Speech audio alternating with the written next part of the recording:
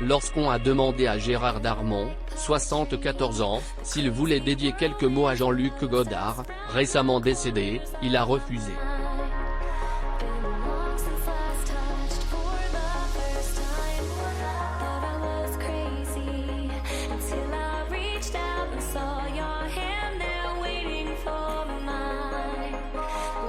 En plus d'avoir la chance de vivre avec une femme qu'il aime éternellement, il est aussi heureux d'être grand-père. Effectivement, de ses précédents mariages, l'homme avait déjà eu le bonheur de goûter à la vie de papa avec Virginie, Sarah et Jules. Désormais adultes et mariés, ces derniers lui ont donné des petits-enfants, dont Tom qui a suivi ses traces en tant que comédien. Malgré les apparences, il faut savoir que la vie du jeune papa n'a pas toujours été facile. Gérard Darmon au cinéma Gaumont Opéra le 23 septembre 2019 à Paris, France. Photo, Getty Images. Malmené dans son enfance, Gérard Darmon a dû cacher son deuxième prénom Chez avec la gorge serrée. Que Gérard Darmon a expliqué dans l'émission Quotidien combien les photos de victimes juives pendant la Seconde Guerre mondiale le touchent. Une photo l'a en particulier ému lors d'une visite dans un lieu bâti en leur mémoire, à Jérusalem.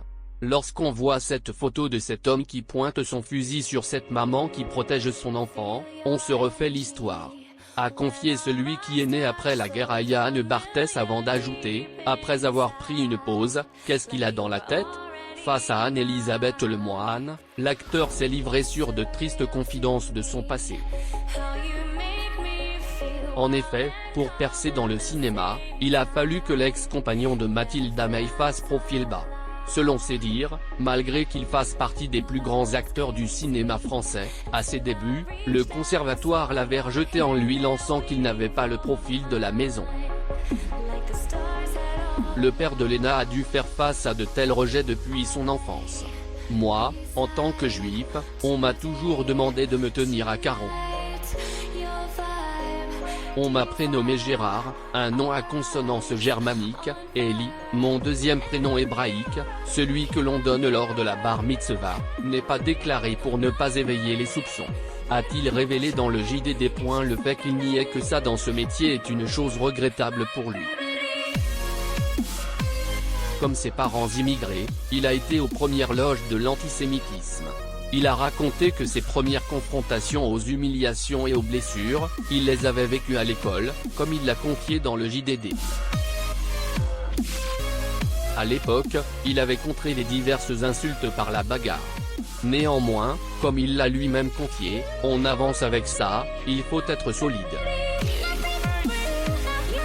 Il est vrai que pour défendre la communauté juive, celui qui a joué à Mondorfi dans Astérix et Obélix ne plaisante jamais.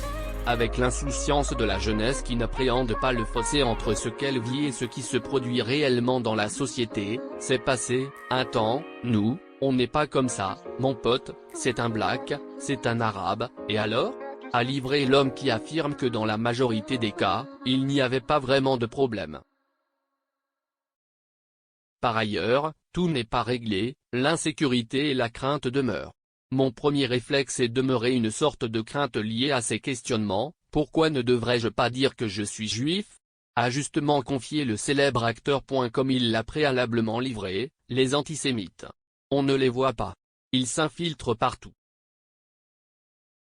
Prenant à cœur la défense de sa communauté, le célèbre comédien a été ferme sur le fait qu'il ne lira jamais du Céline ou ne s'extasiera jamais devant les peintures de Hitler. De même, lorsqu'on lui a demandé de parler de Jean-Luc Godard, décédé récemment, il a radicalement refusé.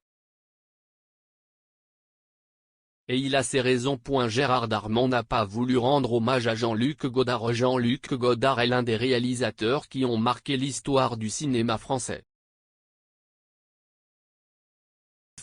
L'homme qui se cachait derrière l'artiste n'était pas apprécié de tous. Ce dernier, qui est décédé le 13 septembre 2022, à l'âge de 91 ans, par suicide assisté, n'était d'ailleurs pas bien vu par Gérard Darmon.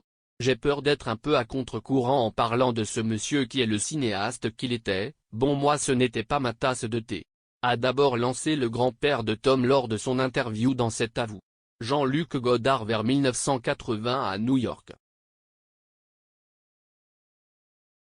Getty Images. Il a ensuite fait savoir que le défunt réalisateur n'a pas été très bienveillant en lançant des propos injurieux et absolument inadmissibles. Quand je pense qu'il y en a qui adhèrent à ce genre de propos, pardonnez-moi, je trouve ça honteux, a lancé le père de famille. De son côté, le journaliste Patrick Cohen lui a précisé que le contexte sur la Shoah, dont JLG a fait mention, est un contexte précis dans les années 60. Cependant, le père de Jules a répliqué en affirmant que des déclarations similaires ont été tenues en 2006. Le réalisateur Jean-Luc Godard. Getty Images soulignant qu'il ne peut pas admirer Jean-Luc Godard et cette façon de revoir l'histoire, il a tout de même souhaité la paix.